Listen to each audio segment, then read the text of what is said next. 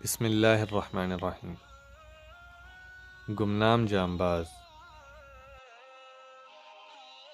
پہلی صدی ہجری ختم ہونے کو ہے۔ فرزندان اسلام کے دل مچل رہے ہیں۔ انہیں ایک عالمگیر نظام مل چکا تھا اور اب ان کی واحد تمنا یہی تھی کہ ساری دنیا میں سے جلد از جلد پھیلا دیا جائے۔ دعوت، تبلیغ، جہاد اور وعظ و نصیحت، غرض ہر وہ اسلوب جو انہیں ان کے سردار حضرت محمد مصطفیٰ صلی اللہ علیہ وسلم سکھا گئے تھے، وہ اس کی عملی مشق کر کے دنیا کے کونے کونے میں نکل پڑے تھے۔ اسی سلسلے میں بنو امیہ کے سپہ سالار مسلمہ بن عبد الملک اپنی فوجیں لیے ایک قلعے کے سامنے خیمہ زن تھے۔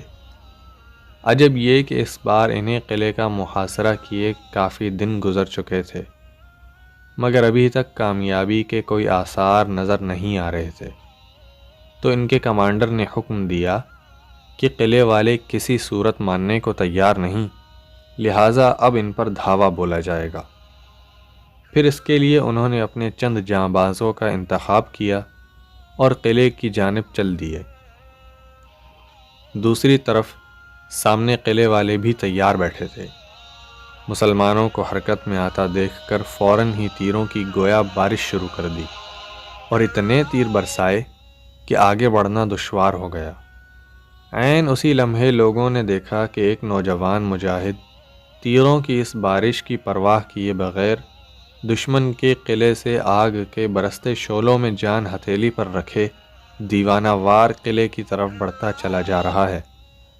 کمال مہارت سے اپنا دفاع بھی کر رہا ہے اور آگے بھی بڑھ رہا ہے، اور دیکھتے ہی دیکھتے وہ مجاہد قلعے کی دیوار کے پاس پہنچ گیا اور اس میں نقب لگانے لگا۔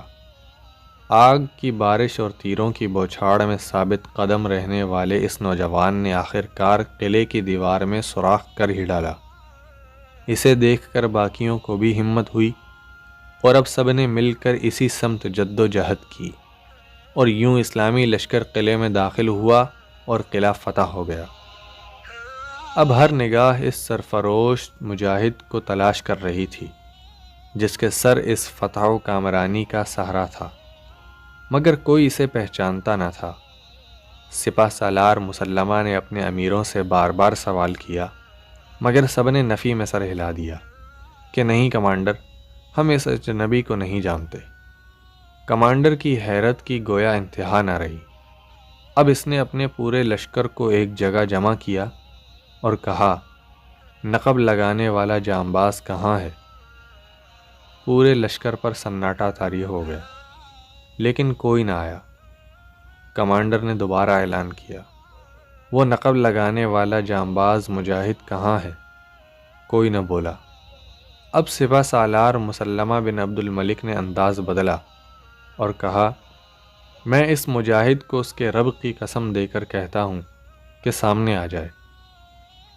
یہ سننا تھا کہ اچانک ایک نقاب پوش آگے بڑھا جس کی صرف آنکھیں ظاہر تھیں، اور مسلمہ کے سامنے آ کر کھڑا ہو گیا اور کہا، ایھا الامیر، میں ہوں نقب لگانے والا۔ اگر آپ مجھے میرے رب کی قسم نہ دیتے تو میں کبھی اپنے آپ کو ظاہر نہ کرتا۔ اب باری میری ہے، میں بھی آپ کو آپ کے رب کا واسطہ دیتا ہوں کہ مجھ سے میرے نام کے بارے میں سوال نہ کرنا، اور اے امیر، اگر آپ جان بھی لیں تو کسی سے ذکر نہ کرنا، کیونکہ میں نے یہ عمل اس ذات کے لیے کیا ہے جو مجھے آپ سے زیادہ عطا کرنے پر قادر ہے۔ یوں وہ نوجوان جانباز مجاہد اپنے امیر سمیت سارے لشکر کو حیرتوں کے سمندر میں غوطے کھاتا چھوڑ کر ایک سمت چلتا بنا۔ سارا لشکر دانتوں میں انگلی دبائے ان کو جاتا دیکھتا رہا، یہاں تک کہ وہ سپاہی نظروں سے اوجھل ہو گیا۔